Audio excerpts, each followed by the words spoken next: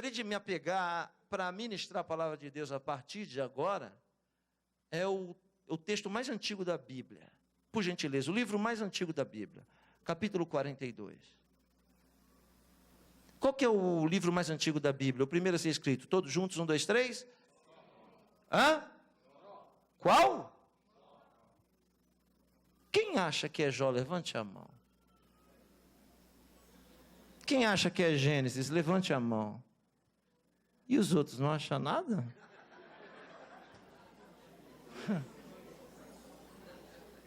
O livro mais antigo da Bíblia é o livro de Jó. Foi escrito antes de ser escrito Gênesis. Escrito por Moisés. Mesmo Jó não sendo contemporâneo de Moisés, porque Moisés viveu há 3.500 anos atrás, mas Jó viveu há 4.200. Jó é contemporâneo, da mesma época dos patriarcas Abraão. Logo alguém esses dias me disse, como pode a mulher de Jó ter amaldiçoado Deus se ela era judia?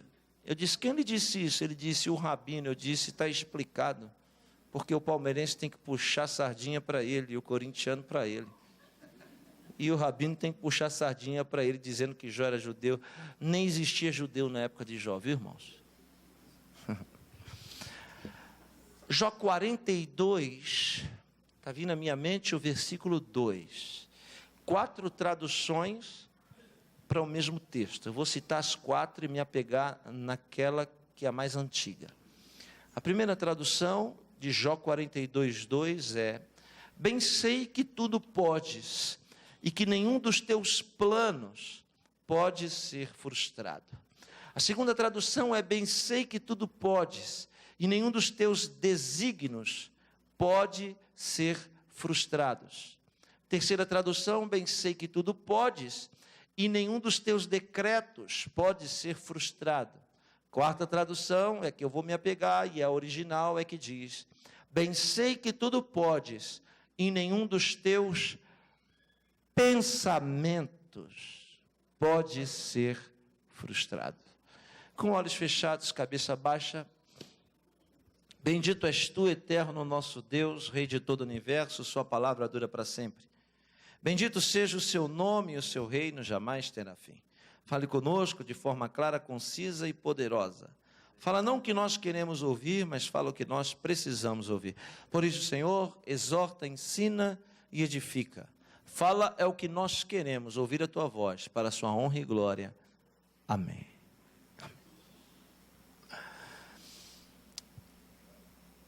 O Deus que me refiro é um Deus transcendente. Transcendente é alguém que tem a condição absoluta e única de se manifestar, ou viver, ou existir ao mesmo tempo em duas realidades.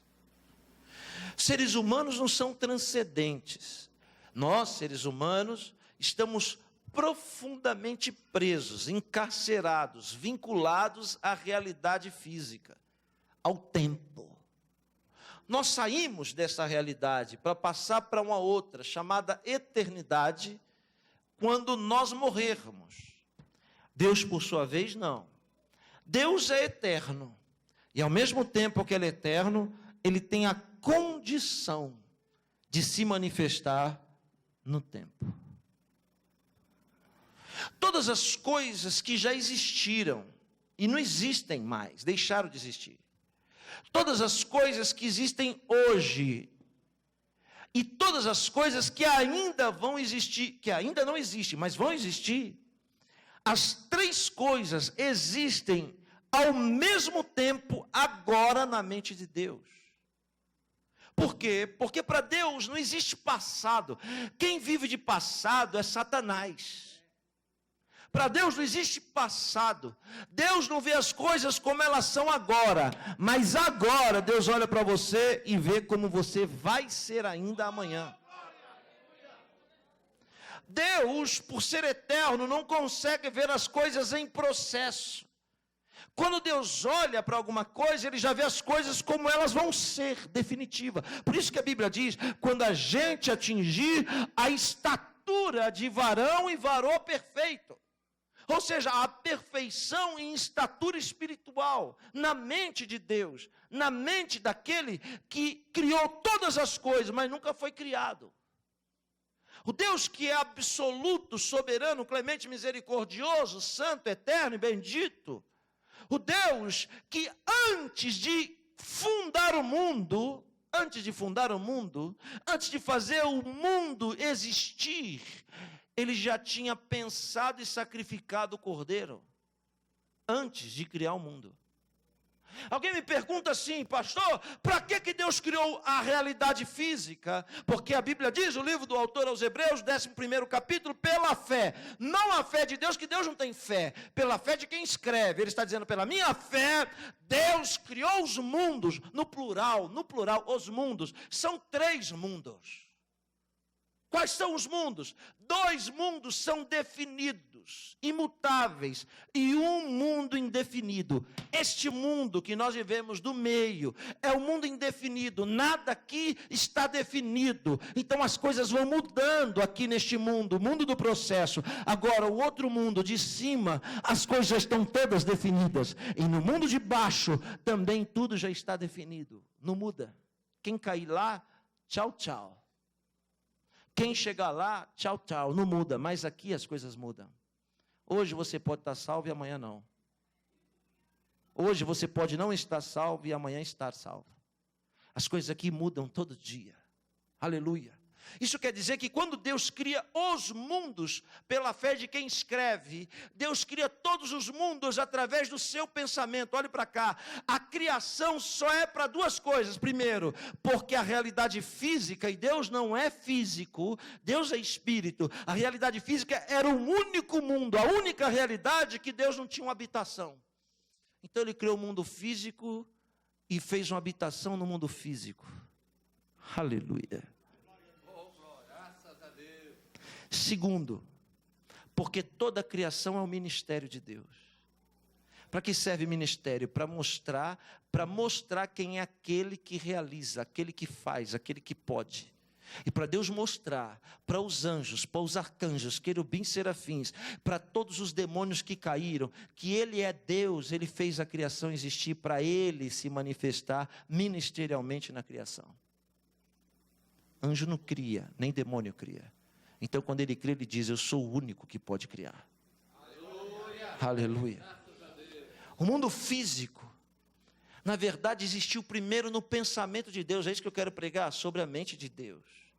Toda a criação, olha só, preste atenção, todo o mundo, toda a existência, as galáxias, as nebulosas, as vias que existem no planeta, os mundos, tudo que existe, não é um puxadinho de Deus.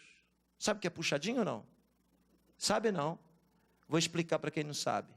Lá no Rio de Janeiro, se alguém tem um barraco, uma casa, e aí o filho casa, irmão, sabe o que acontece? Ele não tem onde morar, aí o pai vai e constrói em cima da laje dele um cômodo para o filho morar, o filho que vai casar.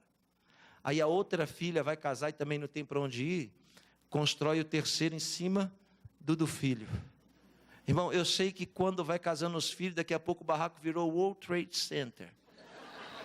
De tão alto que fica. Isso chama-se lá no Rio de Janeiro de puxadinho. O que é puxadinho? Puxadinho é uma extensão do ambiente. Alguém me entende? Diga amém. A criação não é um puxadinho de Deus. Deus não é anexo da criação. Não, olhe para cá. Mas toda a existência está dentro da mente dele. Isso daqui que está acontecendo agora é Deus pensando. Não, você não entendeu. Você não está aqui porque você quer. Você não está aqui porque alguém te convidou. Você não está aqui porque os seus olhos são azuis, porque você fala inglês, francês, ou porque você tem dinheiro ou não. Você está aqui porque antes de você existir, antes do mundo existir, Deus já havia determinado no seu pensamento que você estaria aqui hoje. É muita grandeza, é muito excelso, é muito soberano a gente tentar entender essas coisas, essa grandeza de Deus. Veja só o que eu estou dizendo, senhoras e senhores. Quando ninguém sabia o que era luz, luz é algo que só serve para nós. Aqui, ó, e não é para todos nós, não. Só serve para quem enxerga. Porque quem é cego, a luz não adianta em nada.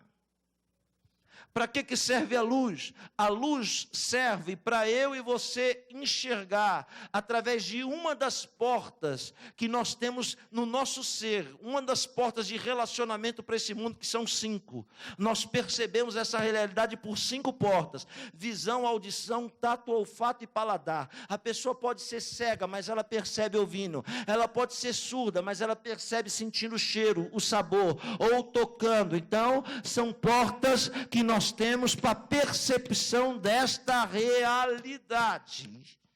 E a luz só serve para quem enxerga, porque a luz nem para Deus serve. Sabia disso? Eu vou lhe dizer por quê. Porque para ele, trevas e luz é a mesma coisa, não muda nada. Alguém vai dizer: Deus me criou para louvar o nome dele. Se foi para isso, a criação foi fútil. Deus não te criou para louvar, não. Não, mas a vida inteira eu ouvi dizer que nós fomos criados para louvar o nome do Senhor. Ouviu errado. Porque se você nascer, viver e morrer sem dar glória a Deus, não muda nada. Ele continua sendo Deus soberano acima das estrelas. Eu vou lhe dizer para que Deus te criou. Quando ninguém sabia o que era luz. Eu vou começar a pregar, tá dando negócio. Estava morto, irmão. Estou morto dentro da roupa. Quando ninguém sabia, enquanto os obreiros ficam andando, me distrai também. Que eu sou um pregador assim muito novo, pastor. Assim, inexperiente, não consigo muito. Mas olhe para mim. Quando ninguém sabia o que era luz, Deus pensou na luz. Viu, irmã? E a luz existiu primeiro na mente de Deus. Mas ninguém sabia o que era luz. Aí Deus pensa, pastor Naldo, na luz. Depois ele diz: haja luz. E houve luz. Então Deus vai pensando e criando. Haja. Pensa e diz: haja. Pensa e diz: haja. Pensa e diz: haja. Isso quer dizer que quem fala sem pensar é tolo. E que a maioria dos erros que nós cometemos na vida, senhoras e senhores, é porque ou nós falamos ou fazemos sem pensar. Porque toda vez que você pensar antes de falar, que você pensar antes de fazer, você vai errar menos. Deus nos ensina que primeiro se pensa e depois se fala. Primeiro se pensa e depois se faz. Alguém está entendendo? Diga amém. Todo o firmamento existia primeiro no pensamento. Ele pensava no firmamento, ele dizia: haja firmamento. E o firmamento existia. Aleluia. Então, ele ia falando: haja, haja, haja, haja. Sabe quantos dias ele demorou para criar toda a existência? 5. Mas não são 5 dias de 24 horas. São 5 dias divinos. E 5 dias divinos são 5.000 anos. 5.000 anos não é nenhuma semana para Deus. 5.000 anos. 1.000 anos ele fala haja. Depois de 1.000 anos ele diz haja. Depois ele vai dizendo haja, haja, haja. Sabe o que é isso? Isso quer dizer que ele pensa. Mas se ele não falar, se ele não ordenar o seu pensamento não se materializa, não se torna realidade. É profundo o que eu estou falando. O nome disso é o poder da palavra, que a Bíblia também chama de verbo. Ou seja, o verbo é o poder de materializar o que Deus pensa, de trazer à existência o que Deus está pensando, aleluia. É por isso que no Evangelho de João, no 1º capítulo, o autor diz: e o verbo era Deus. Por que era Deus? Porque está na garganta dele. E o verbo estava com Deus. Por que estava com Deus? Porque está dentro dele, aleluia. E então o verbo, olha aqui, se fez. Ninguém o fez, porque o verbo é quem faz existir. Então o verbo se fez carne e habitou entre nós, e vimos a glória de Deus, do unigênito do Pai. Aleluia. Porque o verbo é o poder de trazer à existência o que Deus pensa. E o verbo vai fazendo as coisas existirem. Ele está falando haja, haja, haja. É uma criação colossal, sobrenatural, transcendente, épica que sai da boca de Deus, que não tem mortal no mundo que possa imaginar. É uma engrenagem, é uma gangorra muito grande. No primeiro dia Deus vai criando todas as coisas suspensas, no segundo dia as de baixo, no terceiro a suspensa, no quarto a de baixo, no quinto a suspensa. É uma coisa descomunal, mas ele vai fazendo isso sem fazer força, só falando, haja, dando ordem. 5.000 anos depois do primeiro haja, da primeira criação, Deus se cala e para de criar. Não fala mais, haja, para de falar, haja.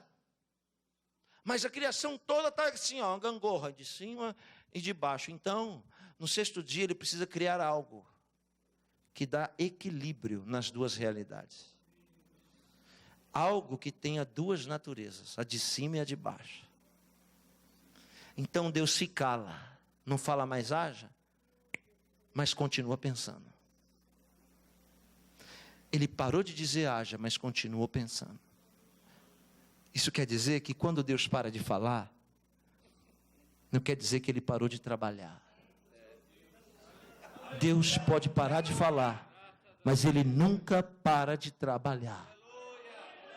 Quer saber mais? Tem uma mão levantada para receber? Eu vou lhe dizer. Se Deus está calado, é porque uma obra muito excelente e grande ele está fazendo. Abaixa a mão. Alguém tem uma empresa com 3 funcionários, está aqui. Eu sou o chefe. Aí, esses funcionários de alta patente, são de alta responsabilidade. Alguém está me entendendo? Diga amém. Aí eu, chefe, dou uma missão para cada um deles, porque eu confio muito neles. E digo, haja. Isso é o poder de dar ordem. Haja. Deus deu ordem durante 5.000 anos. Haja.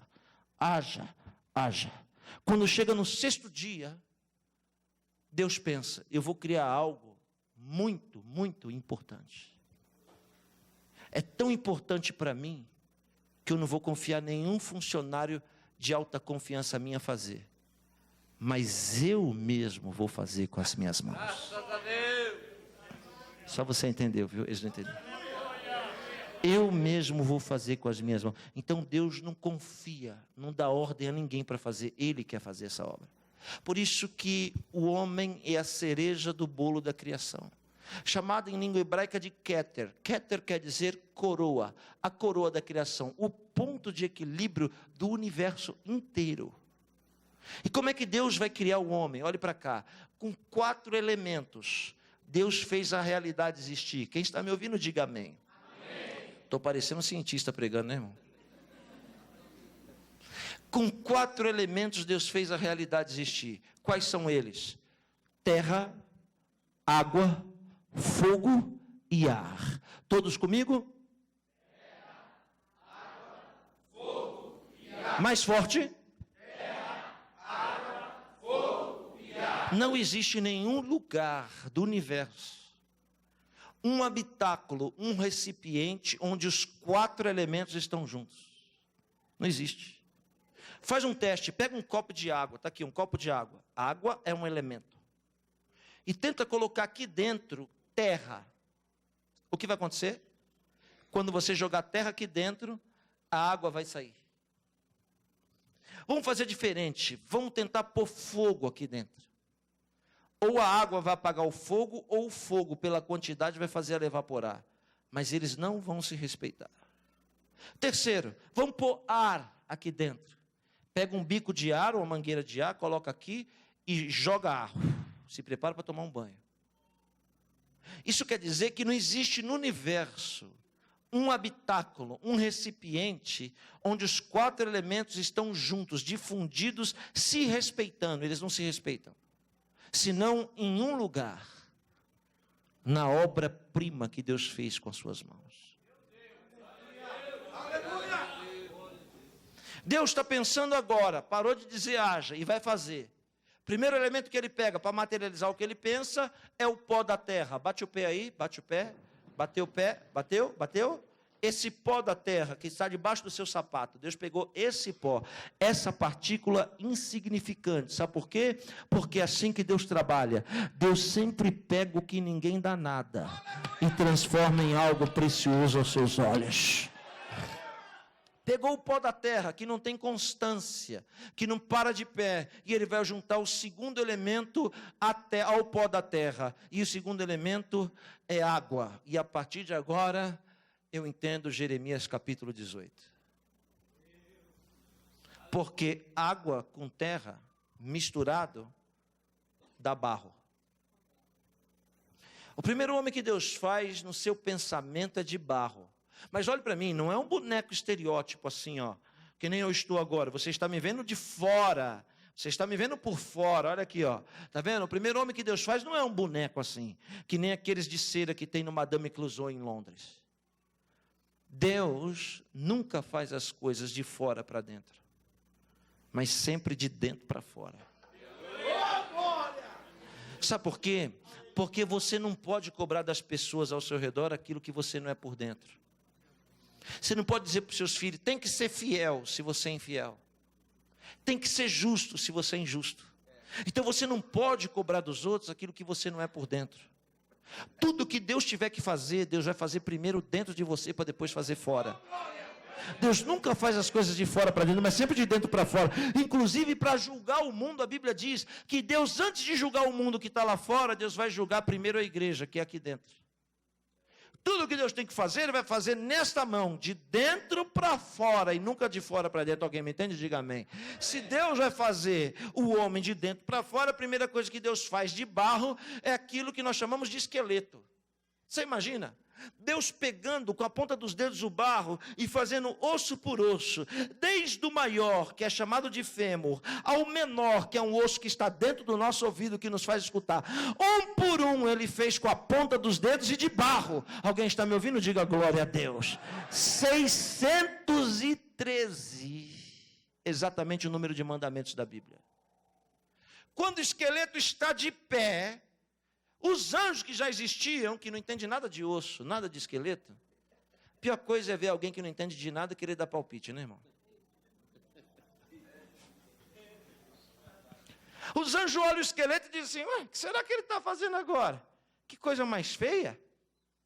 É sempre assim, todo começo de obra que Deus está fazendo, aleluia, as pessoas olham e dizem, isso aí não vai dar em nada, isso é feio, olha que coisa desajeitada, olha que coisa esquisita. Mas ouça bem o que eu vou lhe dizer, Deus continuará trabalhando, e as coisas vão sendo aperfeiçoadas, melhoradas. Melhor é o fim das coisas do que o princípio delas. Aleluia, aleluia. Deus vai fazendo todo o esqueleto, de pé. Preste atenção nessa frase. O primeiro homem que Deus fez foi de pé. E mesmo respeitando a ciência como respeito, eu tenho que discordar de um grande cientista do século XIX, britânico, chamado Charles Darwin. Dr. Charles Darwin é pai de uma teoria chamada evolucionismo. Segundo Charles Darwin, o primeiro homem era um quadrúpede, era um bicho que andava prostrado. Mas segundo a sua teoria, este homem foi evoluindo, até se tornar em homem erectus. É uma teoria que eu discordo. Por quê? Porque Deus nunca fez homem, ser humano nenhum, para andar se arrastando e prostrado. Deus fez o ser humano para ficar de pé. Não entendeu o que eu disse? Eu vou lhe dizer que Deus te trouxe aqui porque Ele te fez de pé, vai te ajudar a permanecer de pé, e você sempre vai estar de pé. Deus não gosta de crente prostrado, caído, e ainda que ele tropece e caia, a mesma mão que o fez estará estendida para colocar ele de pé de novo. Por isso, minha irmã, meu irmão, um dos maiores mandamentos da Bíblia é uma restrição. Sabe qual? Não te prostrarás. Você tem uma coisa que deixa Deus profundamente irritado, é ver crente prostrado. Então não se prostre diante de adversidade, de doença, diante de luta, diante de necessidade. Não se prostre diante de nada nessa vida. Somente ao Senhor teu Deus adorarás, e somente a Ele darás culto. Aleluia, alguém está me ouvindo? Diga glória a Deus. O primeiro homem que Deus faz é de pé plantado, o texto original diz, um dos textos da criação diz assim, e plantou Deus o homem no jardim. Isso é forte demais. Plantado no jardim. Isso quer dizer, então, olhe para mim, é claro que eu estou pregando de forma poética, que Deus vai puxando o homem da terra. E os 10 dedos do seu pé são a raiz, porque ele está plantado na terra. Eu vou dizer de novo, os 10 dedos do pé plantados como a raiz. Você entende o que eu digo? Por que os 10 dedos do pé? Porque por 10 caminhos diferentes Deus fez a realidade existir. Aleluia! Se você ler a trajetória da criação, você vai ver a palavra haja. 1, 2, 3, 4, 5, 6, 7, 8, 9, 10. E não 11, e não 9, mas 10. Cada vez que Deus diz haja, ele se revela de uma forma diferente.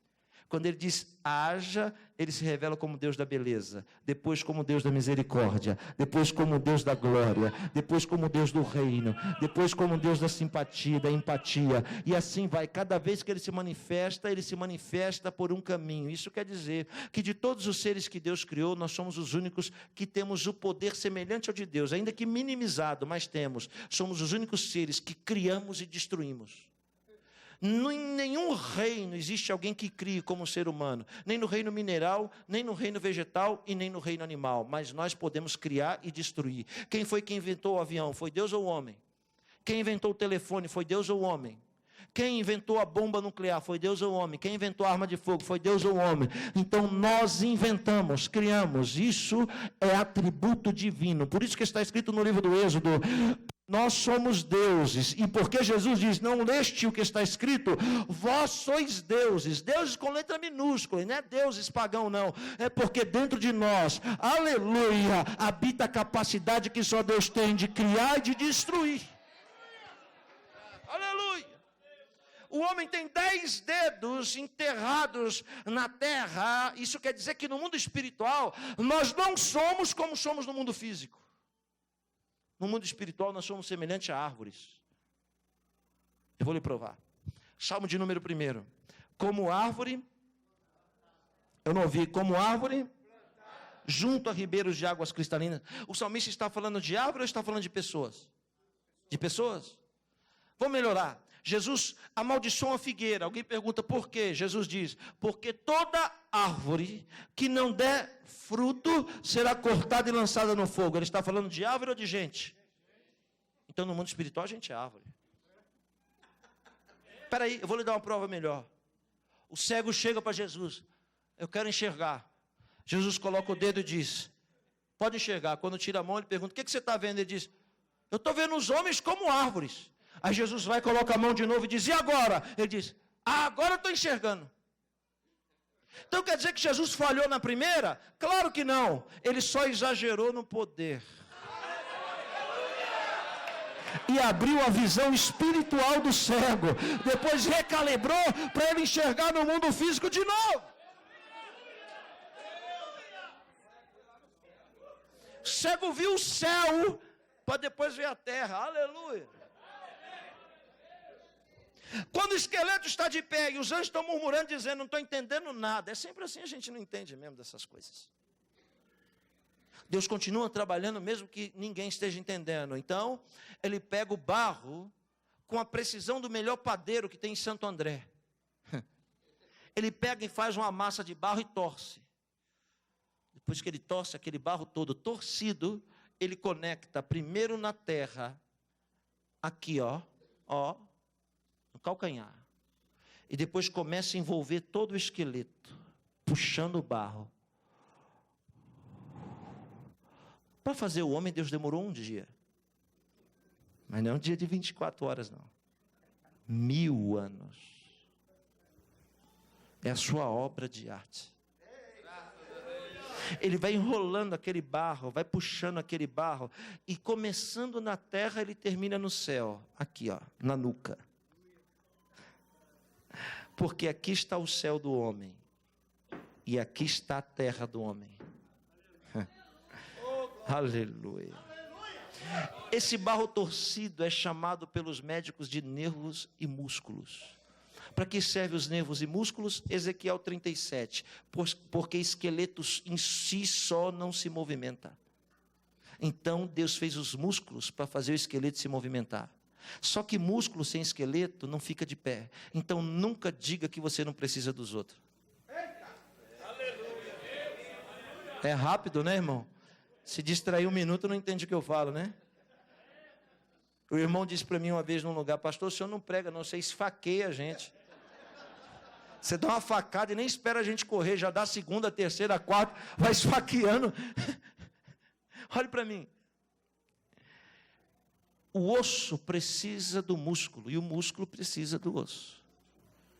O maior erro que existe entre os mortais é dizer: eu não preciso dela, para que eu vou ficar indo atrás dela? Eu não preciso dele, para que eu vou atrás dele? Todo mundo aqui precisa de todo mundo. Porque ninguém aqui é autossuficiente. Aprende isso. Sempre você vai precisar de alguém. Principalmente de alguém que você disse que nunca ia precisar. Ele vai torcendo aquele barro e cobrindo o osso já não aparece. Os anjos devem cutucar e dizer: está ficando bom, hein? Está mudando lá. Mas o que será que ele está fazendo? Eles não estão entendendo.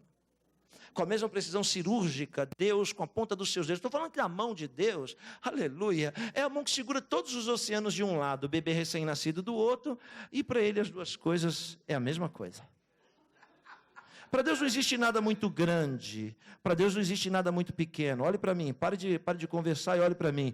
Para Deus não existe centímetro, milímetro, diâmetro, quilômetro, anos-luz, légua, não existe milha. Para Deus nada é muito longe, nem nada é muito perto. Para Deus nada é muito fundo, nem nada é muito alto. Para Deus nada é muito largo, nem nada é muito estreito. Deus não se detém nessas coisas, porque tudo que existe está dentro da sua mente. Aleluia, ele é grande demais, irmão. E até desajeitado para abençoar, porque ele põe a mão para abençoar uma área, e a mão é tão grande que abençoa todas as outras que estavam lá esperando.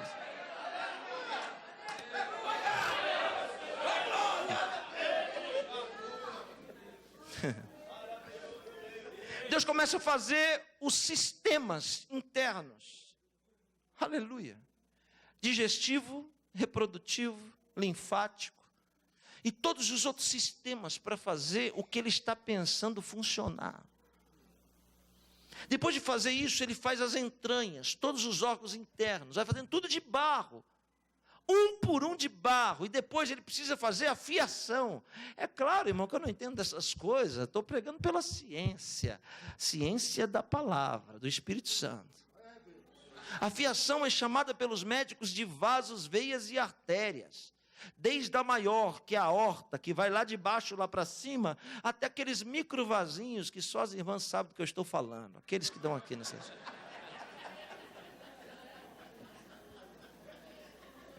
Um por um, Deus vai fazendo com a ponta dos dedos. Aleluia. É muita grandeza para pouco detalhe. Depois de fazer tudo isso, fez as entranhas, ligou uma peça do lado esquerdo, cardio, miocárdio. Ele vai fazendo tudo aquilo, e depois que tudo aquilo por dentro está feito, eu estou dizendo que é de dentro para fora. Ele vem com a precisão do melhor pizzaiolo da Itália, faz uma massa bem fininha, comprida, e cobre toda a musculatura. Essa massa fininha é chamada de pele, com as suas dermes, hipodermes e as outras dermes. Faz furos microscópicos para ela respirar, e depois de cobrir com a pele, faz as cartilagens, faz os dentes, faz o nariz, e uma das suas maiores engenharias, o globo ocular, que tem um líquido dentro, que só trabalha com captação de luz, que só nos faz ver o que a luz nos mostra. Pode começar a ler agora. Se alguém apagar a luz, você já não consegue mais ler nada. E esse conjunto de lentes vai reproduzindo a imagem, mudando, invertendo, até aqui no fundo, para depois fazer a leitura para o cérebro que está aqui em cima, dizer o que realmente você está vendo. Mas esse primeiro que ele fez de barro. Depois de cobrir e fazer as unhas dos pés e das mãos, o soberano, bendito, clemente, eterno, aleluia, misericordioso, bendito é o nome dele para todo sempre, faz uma massa cinzenta desse tamanho, misteriosa, que ninguém dá nada quando olha, mas até agora ninguém conseguiu entender como ela funciona, e coloca dentro da caixa, em cima da coroa. Pá! Quando coloca, fecha. Depois de fechar, faz todos os pelos e cabelos, um por um de barro, e deixa o boneco de pé. Boneco de pé, parado, imóvel. Alguém aqui já viu defunto? Levante a mão. Quem já viu defunto, levante a mão. Os irmãos entendem português aqui? Ivrit, inglês, português. Entende português? Quem já viu defunto aqui, levante a mão. Pois é. O primeiro homem que Deus fez, o fez morto. Igual o defunto que você viu. Pronto, mas imóvel. Aleluia. É uma coisa misteriosa. Todo de barro, parado. Plantado assim, ó, com os pés na terra, plantado, ó, parado. E os anjos devem fazer isso agora, olhe para mim.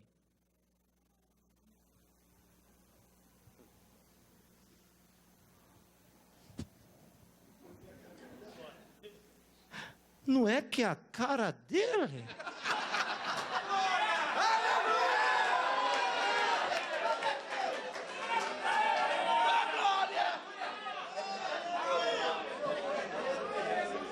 Anjos, somos os únicos seres que Deus fez que é exatamente a sua imagem e semelhança.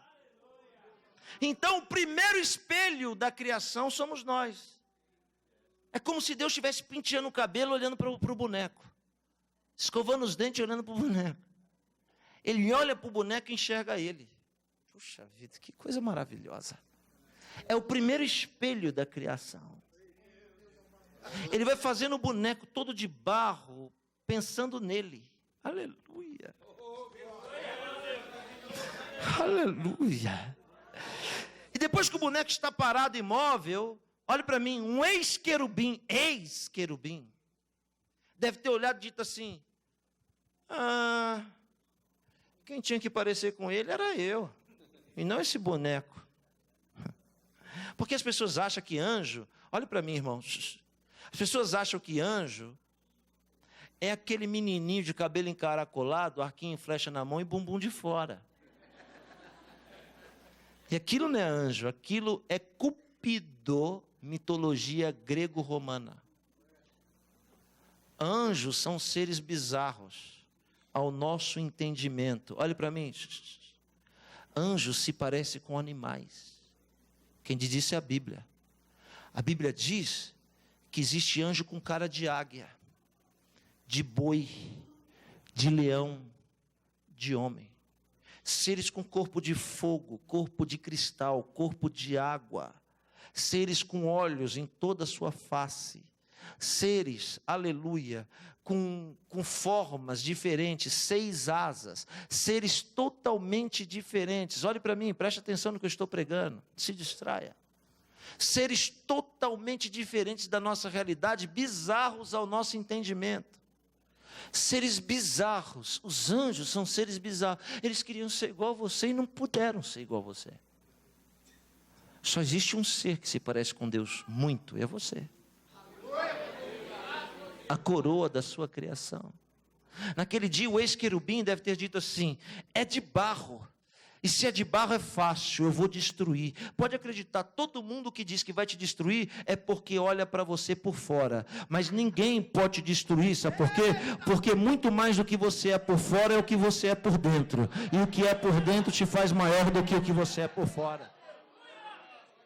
O diabo olha e diz, eu vou destruir. Sabe a pior coisa que um crente pode fazer? É dizer assim, o diabo está aqui, irmão. Ó o diabo aqui, ó, debaixo do meu pé. Debaixo do seu pé? Vamos recapitular. Desde o dia que caiu, o ex-querubim está acorrentado. Quebrando e batendo corrente. Corrente é forma de expressão. São códigos que Deus colocou para prendê-lo dentro de uma realidade inferior. E ele bate. Plá, plá, para ver se quebra esses portões. Porque um segundo dele tragar nesse mundo, esse mundo deixa de existir. E aí a gente chega, está aqui debaixo do meu pé. Sabe fazer conta? Quem é bom de matemática? Levanta a mão. Ninguém? Vamos fazer conta, olhe para mim. A Bíblia diz que o ser humano é um pouco menor do que os anjos, que é exagero da Bíblia. O livro dos reis de Israel diz que um anjo equivale a 185 mil homens. Um anjo, 185 mil pessoas.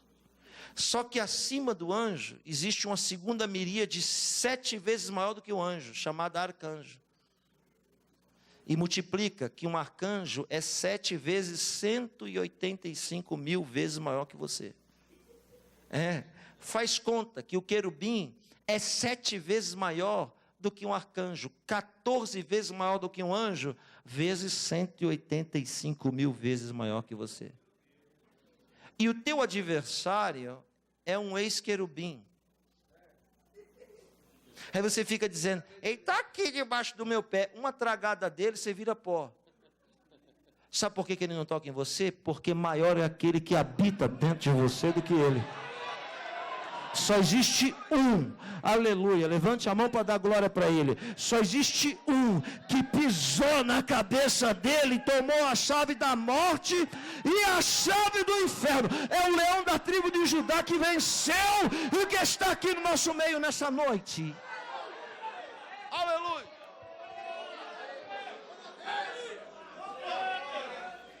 Por que o querubim disse? Olhe para mim. Por que o querubim disse?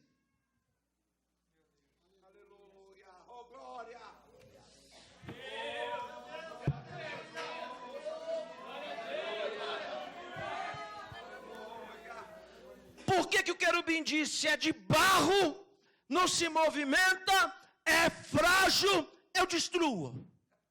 Porque Deus tinha feito o boneco calado. Mas agora Deus vai abrir a boca para colocar os outros 2 elementos que faltavam. Olhe para mim, não se distrai com quem anda.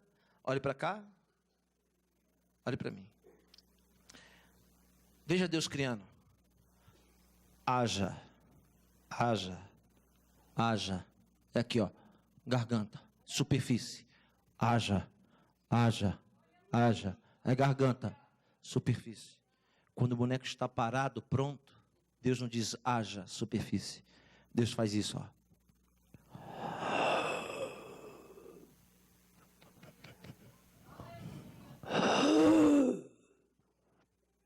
Puxa das suas entranhas. Aleluia. Eita Deus terrível. Puxa de dentro dele, do profundo dele. Deus puxa.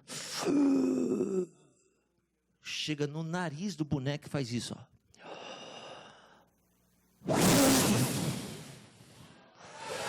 Quando sopra o vento, só uma velocidade estonteante, vem ar e fogo junto. E entra na narina. Quando entra na narina, tudo que era barro vira osso e carne. E tudo que era água vira sangue. Quando entra, na narina, o boneco parado, plantado, e com os pés enterrados, faz isso, ó. A primeira coisa que ele faz é tirar os pés da terra. E começa a andar. Está entendendo o que eu estou pregando? Não. É impossível um crente que recebeu o vento do Espírito Santo dentro dele ficar plantado na terra. Quem recebe o vento no nariz não é mais desse mundo. Aleluia, do mundo de cima. Ele arranca os pés da terra.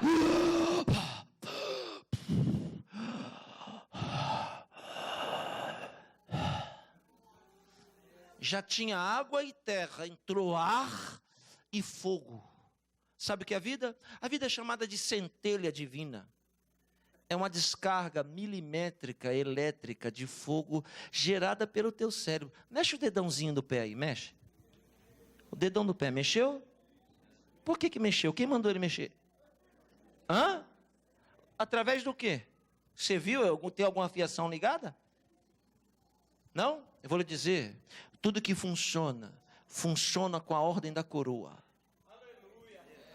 Através de descarga elétrica. Inclusive o seu coração está batendo porque está recebendo ordem elétrica daqui. Qualquer coisa que você for fazer vai receber ordem primeiro daqui. Tudo começa no céu para depois acontecer na terra. Aleluia. O nosso cérebro é capaz de gerar fogo para acender uma lâmpada dessa, irmão. Respira fundo. De novo. A última vez bem forte. Viu? Está vivo.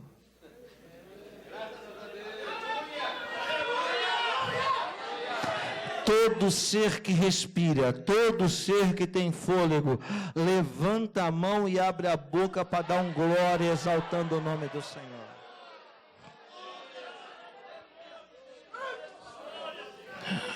Ar, fogo, terra e água, tudo junto aqui, no mesmo recipiente.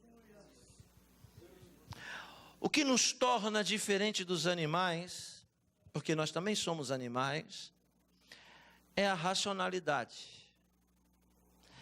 A Neshama do animal é diferente do homem. O homem é uma tricotomia. Quando eu falo homem, não estou falando do gênero masculino, estou falando da criatura, do ser humano. O ser humano é uma tricotomia, corpo, alma, espírito. Os animais não. Os animais, a alma dele é conectada à sua matéria, da terra. Quando o bicho morre, ele não vai para o céu. Então, olhe para mim. Isso quer dizer que você não vai encontrar o seu cachorrinho no céu. Ainda bem. O céu não foi feito para animais, o céu foi feito para pessoas.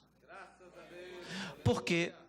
Porque o ser humano é o único ser que nasce, vive, morre, mas continua existindo. Por que continua existindo? Por causa da consciência. Aqui dentro de você, a consciência é a parte divina de Deus dentro de você. Vou lhe explicar. A consciência é tão elevada que ela é chamada de tribunal. Todo dia, quando você dorme, ela vai te julgar.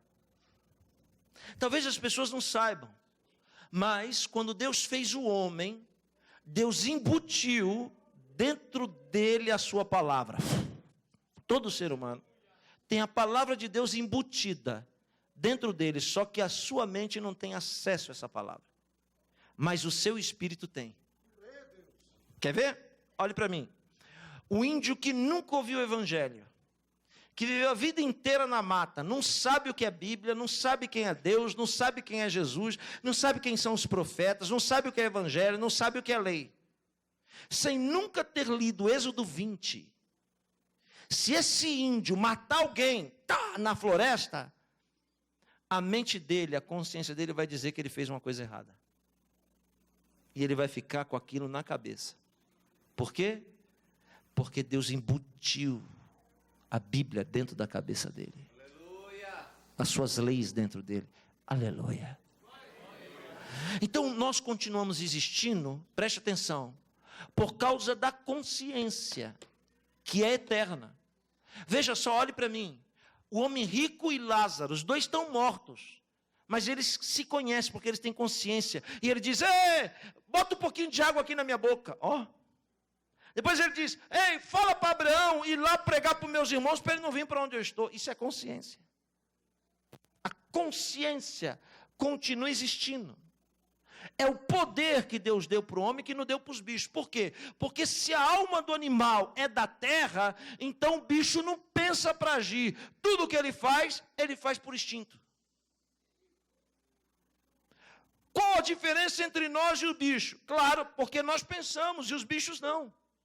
Tudo que os bichos fazem é por instinto. Olhe para mim. O bicho está com fome, vai lá e come.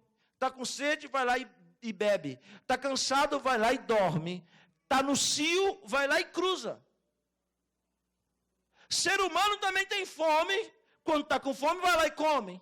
Ser humano também tem sede. Quando está com sede, vai lá e bebe. Ser humano também se cansa, porque é um animal, matéria. Então dorme. E também o ser humano, quando está no cio, vai lá e cruza.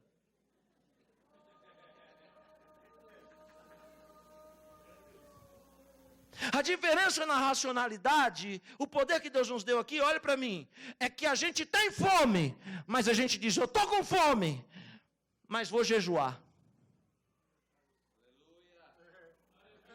Eu estou cansado, mas eu vou orar. O poder que Deus nos deu é olhar para alguém bonito e dizer assim, uau, mas é pecado.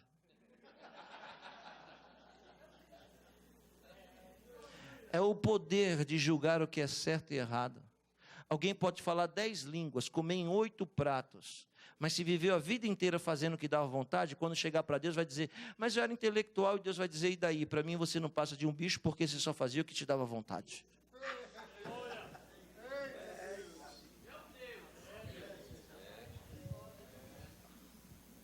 Logo, aleluia, quando Deus faz o homem, Ele reequilibra todo o universo no homem. Ele é aquele peso que dá equilíbrio na criação, que Deus pensou. Olhe para mim.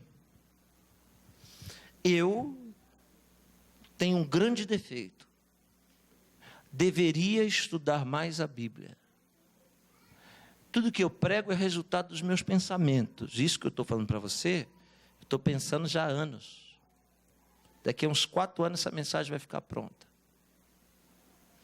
Mas tem uma coisa que eu gasto o meu tempo, que eu estudo, é arte. Principalmente a arte renascentista, que eu amo. Alguém me ouve? Diga amém.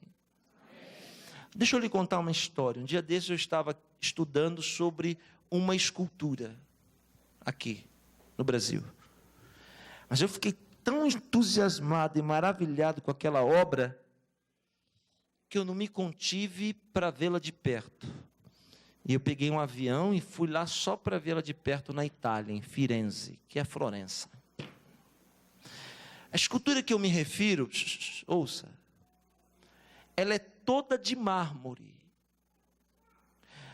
Não é de madeira, não é de ouro, não é de bronze, não é de nenhum metal, é de mármore. E se tem alguém aqui que entende de mármore, vai entender que mármore é uma pedra que, dependendo da forma com que você bate, ela quebra. A escultura tem 5,17 metros de altura, contando o pedestal. E não tem nenhuma emenda. A escultura foi feita quando o Brasil era um bebezinho de 1 ano. Começou a ser esculpida em 1501.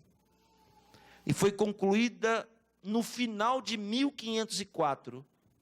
Por um dos maiores gênios que esse mundo já viu. Chamado Michelangelo. Seu sobrenome era Buonarroti. Das 3 maiores esculturas que ele fez, essa que eu me refiro é a do meio. Ele tinha feito uma antes, chamada Pietà. Pietà é Jesus morto no colo de Maria, todo de mármore também. E a última das 3 chama Moisés. É o grande estadista com os mandamentos sentado em cima do túmulo de Júlio II. Essa é tão perfeita que quando ele terminou de fazer, ele ficou em êxtase. Pegou a marreta e começou a bater. E falar em italiano, perché non parli? Perché non parli? Perché non parli? Porque não fala. De tão perfeito que era. A que eu me refiro chama-se Davi. É o rei Davi nu. Ele está assim, com essa mão aqui, 5,17 metros. Ele tem essa mão aqui, com a pedra nesse dedo, por trás das costas passa a funda, e aqui ele está com a mão que ele vai girar a funda. E a estátua é Davi de pé assim, olhando para lá, porque ele está olhando para Golias. É símbolo do poder. Porque aquela pedra foi que fez o gigante Golias cair. Mas aquela pedra não é uma pedra, aquela pedra chama-se poder, que não é de homens, mas é poder de Deus. Essa escultura é perfeita em anatomia, joelho, musculatura, tamanho do pé, da mão, cabeça, olho. Olhe para mim. Depois você abre na internet assim, Davi de Michelangelo, para você ver o que eu estou falando, você vai ficar assustado. Todo de pedra, de mármore, e é 5 metros de altura. Se eu te der um papel para você desenhar uma anatomia, você vai fazer um pé maior que o outro, a orelha torta, a cabeça toda errada, o tamanho tudo errado. Ele fez tudo do tamanho perfeito na pedra. Eu fui lá e tive algumas experiências quando fui. Eu estou parado olhando a escultura, que é uma obra de arte. E as pessoas que faziam turismo faziam isso, preste atenção. Olha que legal, hein? Bonito, hein? E ia embora. Vinha outro e dizia, olha, que interessante, olha que coisa bonita, e ia embora. E o outro vinha e dizia, olha que legal, todo mundo passava. E eu não passava, eu ficava assim, parado, olhava 30 minutos, 40, tirava os olhos, distraía, via outra coisa, quando eu voltava de novo, gastava mais 40 minutos. E cada vez que eu olhava para aquela escultura, eu via um detalhe que eu não tinha visto antes. Sabe o que isso quer dizer? Isso quer dizer que obra de arte não foi feita para você observar. Olha lá, que legal. Obra de arte foi feita para você apreciar. Não entendeu? Vou descodificar. Por que tem crente que não entende de Bíblia? Porque pega a Bíblia e fica lendo assim. Chama meu pastor, não falta nada, pronto. Bíblia não serve para você ficar olhando. Olha que legal, olha que bonito. Bíblia, você tem que gastar tempo. Aleluia. Aprecia. Quando você fecha, pensa, volta de novo e ela vai te mostrar coisas que você não tinha visto na primeira vez. Porque a Bíblia é uma obra de arte. E eu apreciando, daqui a pouco vem um italiano com um charutão assim, cubano, fumando. Ele era um guia turístico. Eu vi ele passando, abracei ele e disse assim, eu vou pagar por várias pessoas para você me falar tudo sobre essa obra. Preste atenção, as suas histórias com E e histórias com H, as suas verdades e lendas. Sabe por quê? Porque toda grande obra sempre vai estar envolta em verdades e mentiras, em fatos e lendas. É por isso que as pessoas falam de você. É por isso que as pessoas te caluniam. É por isso que as pessoas inventam histórias de você. Sabe por quê? Porque você é uma grande obra de arte de Deus. E quem está em destaque, sempre vai haver lendas que vão girar ao seu redor. Irmão, se eu fosse parar para ouvir tudo que já falaram de mim, eu nem estaria aqui hoje. Mas Deus me disse, aprende a se acostumar com isso. Aleluia. Eu fiquei lá e eu disse para ele, você volta e me fala tudo. Ele gostou da ideia, voltou para pegar meu dinheiro, é claro. Mas eu grudei nele e disse, me fala tudo. Ele me contou várias histórias. Agora preste atenção, porque teve uma que ele me contou que mexeu comigo. E essa eu vou contar para você. Ele disse que há mais de 500 anos atrás, Michelangelo estava andando numa estrada, na beira de uma pedreira. E aí ele viu um bloco enorme de mármore. Ele estava com o assistente. Quando ele viu um bloco de mármore, ele parou e ficou olhando para o bloco. E o assistente pegava nele e dizia, vamos embora. Ele dizia, peraí. A gente tem que levar aquela peça ali lá para o ateliê. Aí o assistente disse assim, que peça? Aquela grandona ali. Ele disse, mas aquilo não é uma peça. Aquilo é uma pedra. Ele disse, não, aquilo não é uma pedra. Aquilo é uma obra de arte. Aleluia! Aí o assistente diz assim, você ficou doido, rapaz? Chamando pedra de obra de arte? Ele diz, aquilo é uma obra de arte, a gente tem que levar para o meu ateliê. Aí o assistente disse assim, mas vai demorar muito. vai gastar tempo, isso deve ser muito pesado, como é que nós vamos arrastar? Ele parou, olhou nos olhos do assistente e disse assim: não importa quanto tempo, não importa quanto custe, não importa qual esforço, nós vamos levar ela lá para o ateliê. Sabe, irmãos, demorou meses para levar aquela pedra para o ateliê. E o que eles gastaram para transportar a pedra, quando vendeu a obra, não pagou 25% do custo. Porque era tronco de madeira, num lombo de animal, puxando a pedra. Preste atenção, irmão. Preste atenção. Depois de tanto esforço, meses, a pedra chegou no ateliê. Quando ela entrou dentro do ateliê, sabe o que o artista fez? Pegou um pano gigante e cobriu a pedra. E o senhor dizia: mas o senhor está cobrindo para quê? Está cobrindo uma pedra, dá para ver com uma pedra. Ele diz: ó, isso não é uma pedra, isso é uma obra de arte. A pessoa diz: ficou doido mesmo. Quando as pessoas saíam do ateliê, sabe o que ele fazia? Aleluia. Ele tirava o manto, pegava a ferramenta de precisão e começava.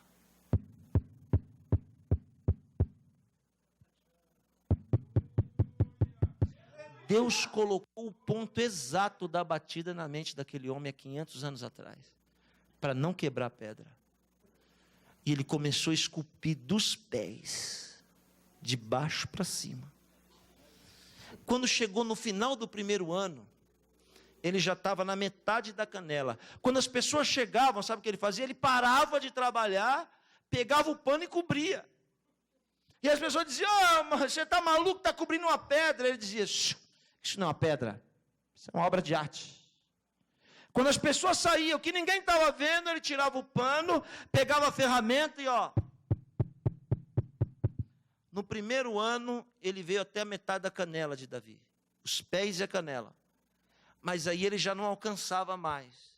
Então ele coçou a cabeça e disse: o que eu vou fazer para esculpir até em cima? Aí ele foi e inventou o andaime.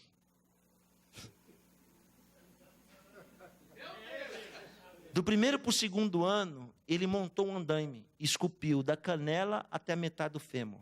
Aí não alcançava mais, ele fez um segundo andar de andaime. Depois ele foi fazendo em cima do andaime. Ficou quase 3 anos em cima do andaime. Você entende o que eu estou falando? Não, não entende. Não está entendendo nada. Está achando que é uma história. Michelangelo, a sua obra máxima de arte, não é nenhuma escultura, é uma pintura. Que ele pintou no teto de uma igreja. É uma capela chamada Sistina. A capela é alta, senhoras e senhores, e encurvada. Pintar aqui, assim, nessa parede, é a coisa mais fácil do mundo. Mas ele conseguiu pintar no teto ovalizado da capela toda a Bíblia, de Gênesis a Apocalipse. Demorou décadas de ponta cabeça em cima do andaime. Sabe por quê? Porque quando eles quiseram um pintor para pintar em cima, os pintores diziam: como é que eu vou pintar no teto?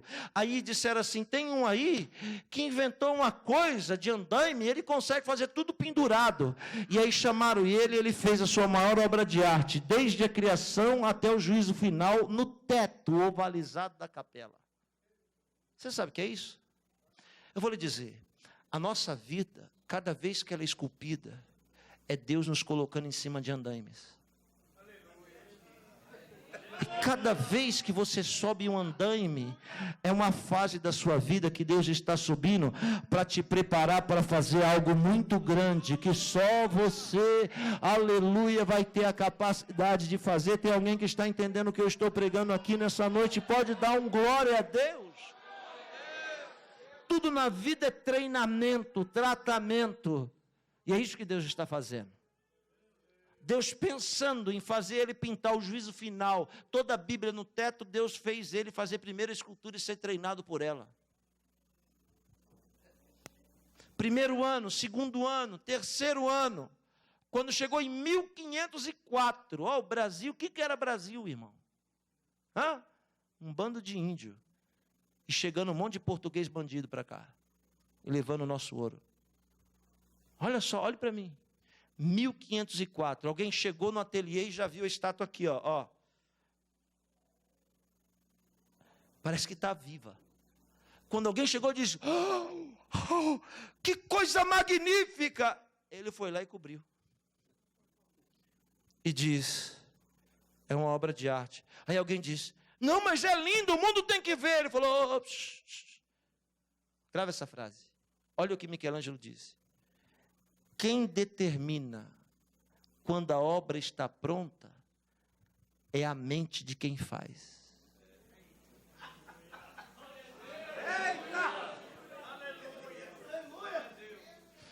Então não tem pressa. Não tenha pressa. Porque você acha que a obra já está pronta. Mas quem vai determinar quando a obra está pronta é a mente de quem faz. É o dono da obra que faz. Ele disse para a pessoa assim, ainda falta eu fazer os detalhes.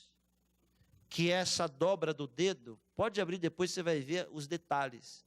A unha que está lá em cima, o cacho de cabelo, o Aquiles, que ninguém vai ver, quem observa não vê, mas quem aprecia vai enxergar. São os detalhes que valorizam a obra. Então tem coisas que Deus vai fazer na sua vida, que muita gente vai dizer, está pronto, e Deus vai dizer, não, calma, faltam os detalhes. E os detalhes é só para mim e para você. Para quando os detalhes acontecer, você dá valor para a obra que eu fiz na sua vida. Olha que coisa linda. 1504, a estátua que era uma pedra está pronta. Vários homens para carregar ela. Dali do ateliê até o lugar para onde ela foi. Um palácio. O palácio do governo, chamado Del Vecchio. Vários homens carregando aquela estátua na rua. Quando ela saiu na rua, que as pessoas viram a estátua, as pessoas jogavam pedra, cuspiam, jogavam tomate, amaldiçoando a estátua, porque ela estava nua, mas é perfeita. As pessoas jogavam, aquilo era muito forte, aquilo era uma revolução na mente da sociedade, alguém fazer uma estátua daquela, tão perfeita, mas independente das pedradas, dos tomates, da oposição, não teve quem impedisse aquela estátua de chegar no palácio. Quando ela chegou no palácio, que colocou no palácio, o presidente daquela província, quando viu, tomou um choque tão grande, e perguntou assim para a comitiva, quem foi que fez isso? Aí alguém cutucou e disse, aquele homem ali. Michelangelo, irmãos, olha para mim, era um homem simples, encurvado, com roupas velhas, assim com cara de, Michelangelo era crente em Jesus, quando ainda nem existia protestantismo. Talvez você não saiba disso. Todo mundo acha que o protestantismo surgiu em 1521 com um monge germânico chamado Martim Lutero. Mas é um equívoco. O protestantismo começou em Florença, terra de Michelangelo, com um grande pregador, monge, chamado Girolamo Savonarola.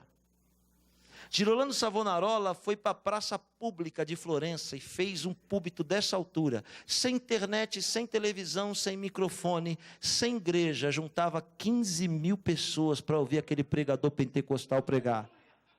Nem existia a igreja evangélica, mas ele pregava contra a imagem de escultura, contra o Papa, pregava contra o sistema religioso, ele pregava que o evangelho deveria ser lido, pregado, falado, e não era para acreditar num Deus de gesso, de barro, mas era para acreditar num Deus de palavras, escrito em preto, num papel branco, o Deus da Bíblia.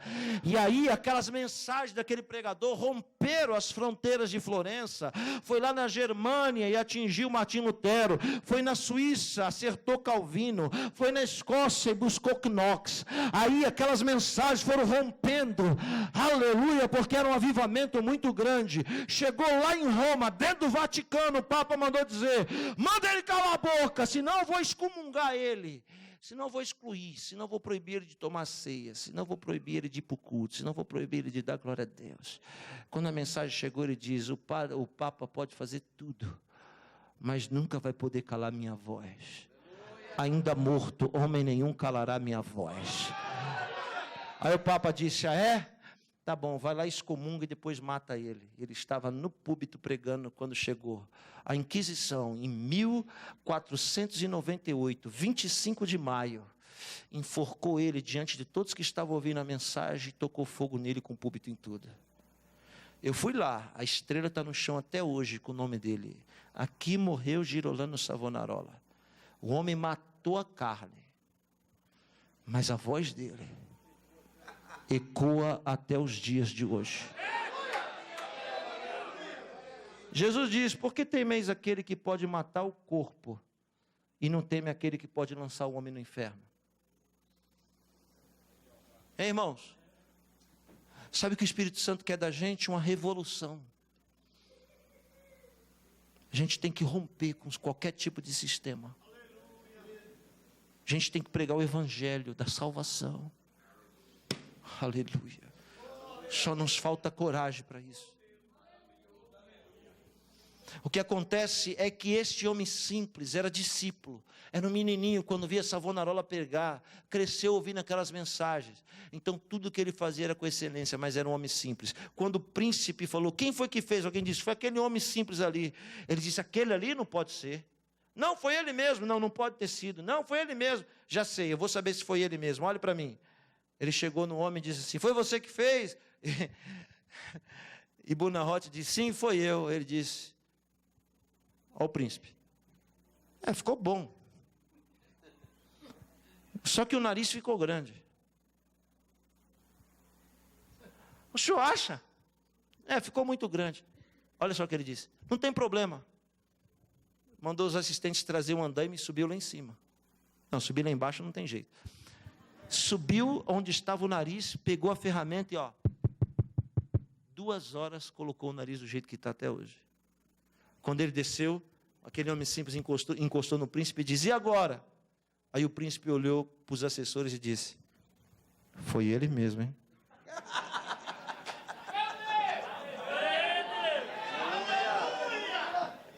Tem uma mão levantada?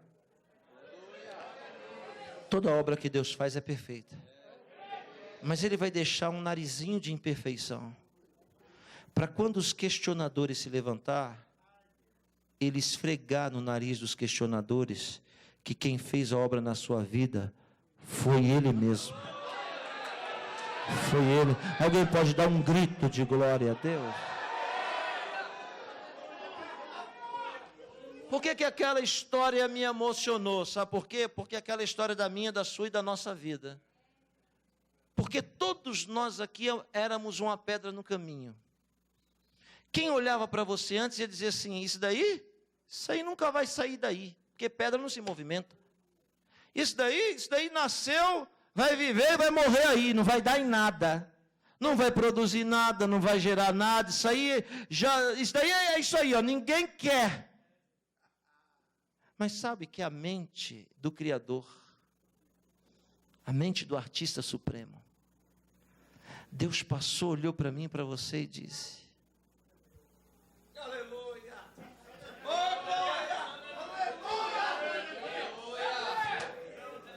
eu quero ela, eu quero ele.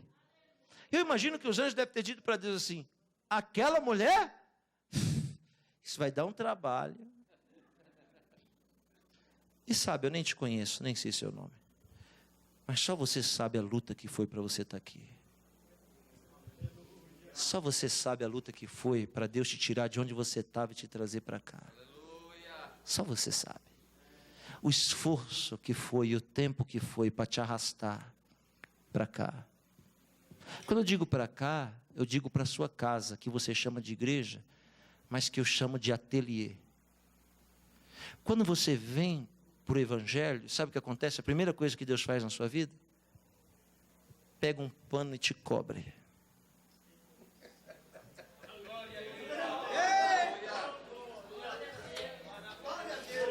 Você lembra quando você converteu, que você entrou para o corpo de Cristo? E depois você ia trabalhar na segunda-feira, encontrava aquele pessoal da bagunça no ponto de ônibus, e eles diziam: oi, está sumido? Pô, não foi lá tomar uma cerveja com a gente?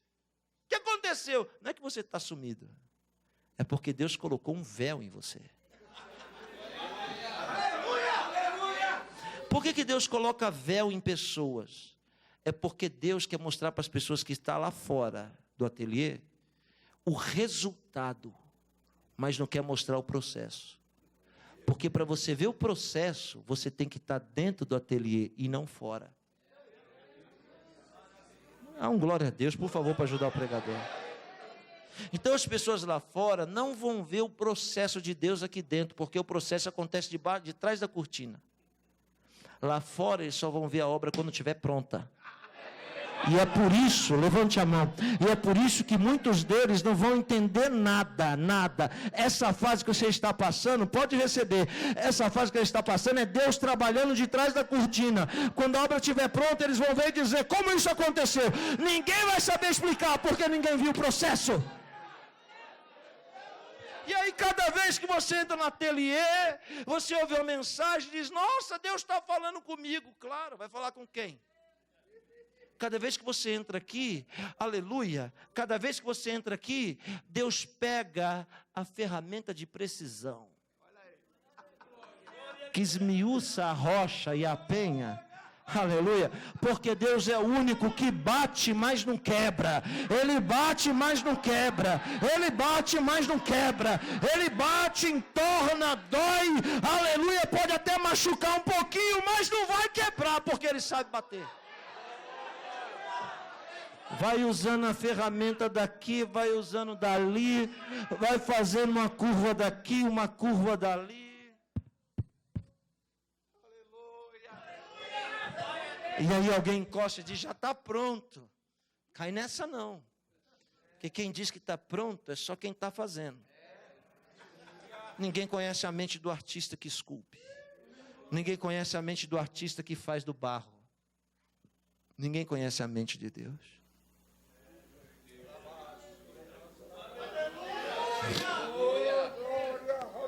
Quando a obra estiver toda pronta, Deus vai te dizer, agora chegou a hora de eu te honrar.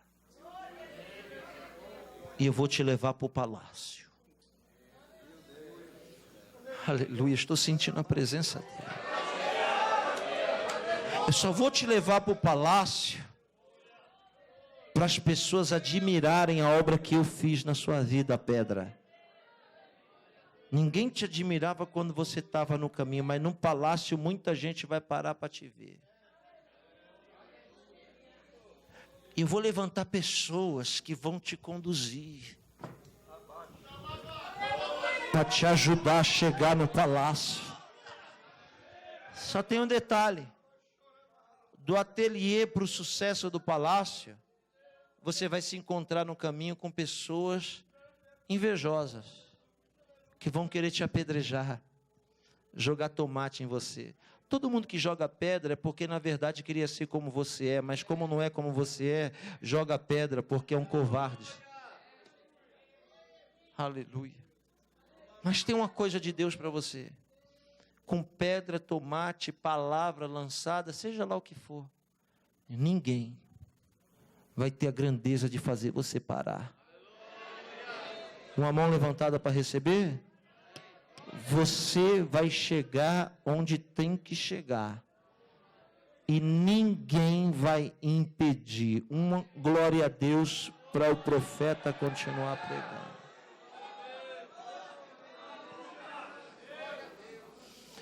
Como Deus pode glorificar o nome dele? Fazendo uma obra na sua vida. Para as pessoas olhar para você, pastor Naldo, dizer, Naldo, eu te conheci, rapaz, quem tu eras? Olha quem tu é hoje. O que foi que aconteceu? E aí você dizer, foi a mente do artista. Artista? Que artista? O artista que me esculpiu, lembra? Quando você me conheceu, eu era uma pedra de tropeço, lembra? Quando você me via, eu era uma pedra no caminho, ninguém dava nada para mim. Mas um dia alguém passou e me amou. Aleluia! Você sabe por que você está aqui hoje? Sabe por que você está aqui dentro hoje? Você não está aqui dentro porque você é bom, melhor do que seus pais, do que os seus antepassados. Você não é hoje salvo porque os seus olhos são azuis. Você não é melhor do que o encarcerado. Você não é melhor do que o que está agora enfermo no leito de hospital. Você não é melhor do que o mendigo que está na rua. Deus amou todo mundo igual. Mas por que você está aqui e ele não está? Sabe por quê? Porque não foi você que escolheu. Eu aceitei Jesus. Isso é conversa. Porque a Bíblia nunca diz que você aceitou Ele, mas foi Ele que te aceitou e te amou primeiro. Ele que olhou para você e disse: vou te tirar dessa, hein? Vou fazer um negócio grande, vou fazer algo tremendo, vou fazer algo maior do que você imagina. 1504, 2012, 508 anos depois, Yosef Akiva vai e vê a estátua. Está lá até hoje, parado. Sabe por quê? Porque a obra eterniza o nome do artista. Por que Deus vai fazer algo grande na sua vida? Porque você merece? Não. Porque Deus vai eternizar o nome dele na sua vida. Alguém recebe, diga glória a Deus. Para encerrar nesse comentário superficial, quase insignificante, sobre o pensamento de Deus, eu posso, junto com os irmãos, entender um pouco, quando a Bíblia diz: eu bem sei os pensamentos que tenho a seu respeito. Agora eu entendo quando o profeta escreve dizendo: os meus pensamentos não são os seus pensamentos, que os meus caminhos não são os seus caminhos. Sabe por que Deus te trouxe aqui? Para lhe dizer que Ele tem pensado muito a seu respeito. Sabe para que Deus te trouxe aqui? Para lhe dizer que você não sabe explicar. Você não sabe explicar como você conseguiu sobreviver a tanta luta nessa vida. E teve um momento que você pensou em desistir e falou: agora acabou, não tem mais jeito. Você dormiu numa angústia terrível. E quando acordou no outro dia, estava de pé. A tempestade passou. E você até hoje nem sabe explicar como isso aconteceu.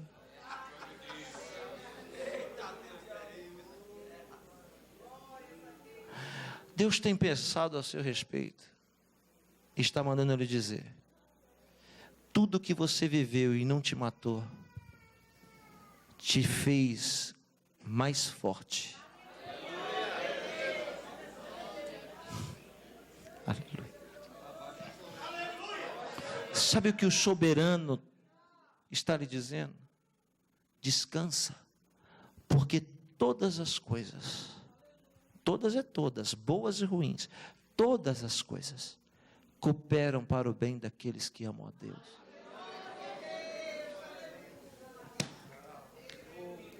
Aleluia. Feche os seus olhos e curve a sua cabeça. Faz um fundo para mim, querido.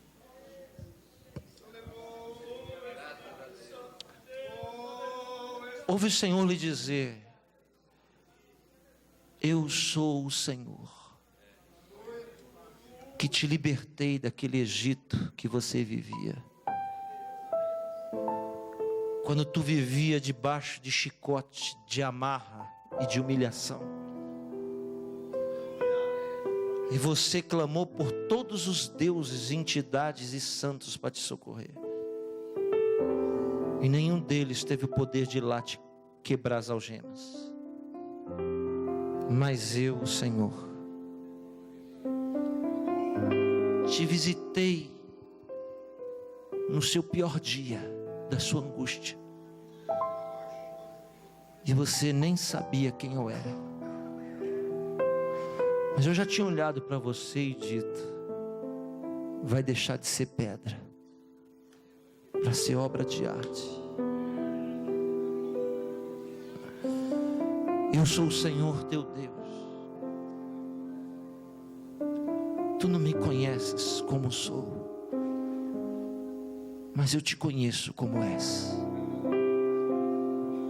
Sei das suas fraquezas e da sua fortaleza, e te amo de forma incondicional. Não dependo do seu aplauso e nem do seu júbilo.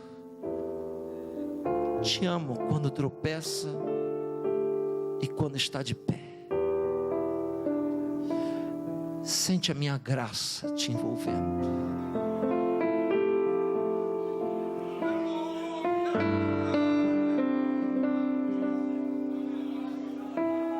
Sente como toco no teu espírito. Sente minha alegria, o meu gozo. Lhe dizendo: descansa. Não temas. Que eu sou o seu escudo e o seu refúgio, o seu socorro. Eu que não deixei te matarem. Eu que não permiti que mal nenhum te atingisse. Lembra de onde eu te tirei. Lembra quem tu eras. E veja quem tu és.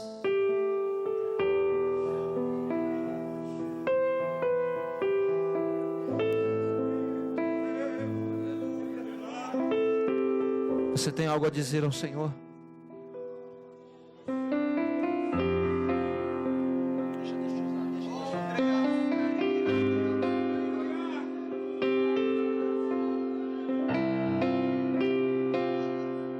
Faz o que está dando vontade de fazer, então. Diga o que está dando vontade de dizer, então.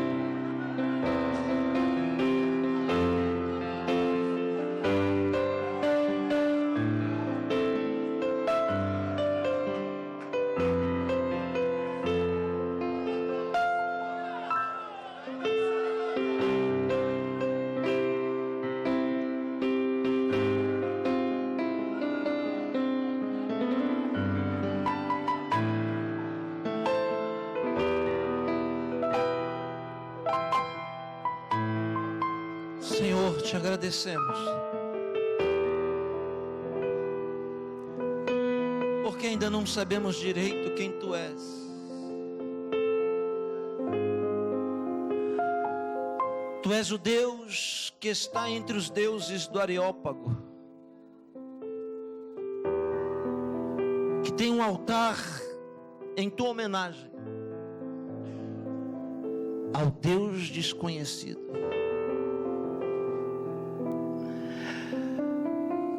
O altar que lá estava não tinha nenhuma imagem.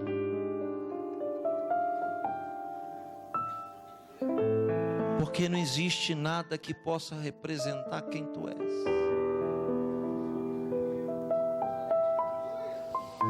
Queremos adorar o Deus do altar desconhecido, que não é o Deus dos judeus, que não é o Deus dos muçulmanos, o Deus que não é o Deus das religiões, é o Deus que é Deus.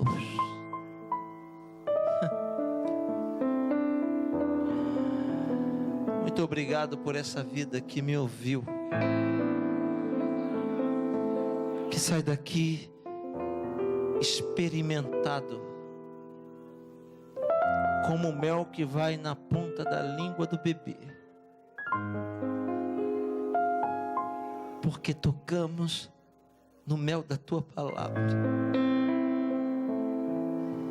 A mente que cria, que faz do barro, que dá equilíbrio.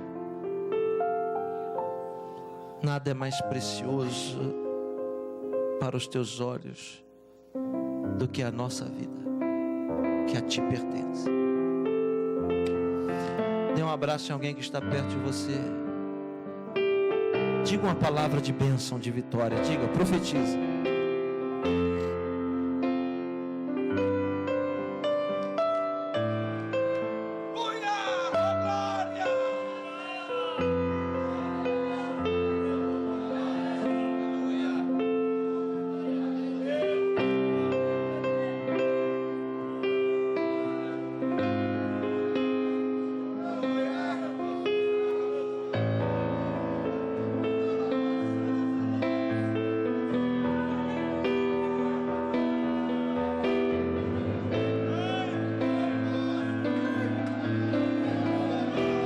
Só quem está vivo, só quem está vivo. Tem alguém vivo aqui? Tem alguém vivo aqui?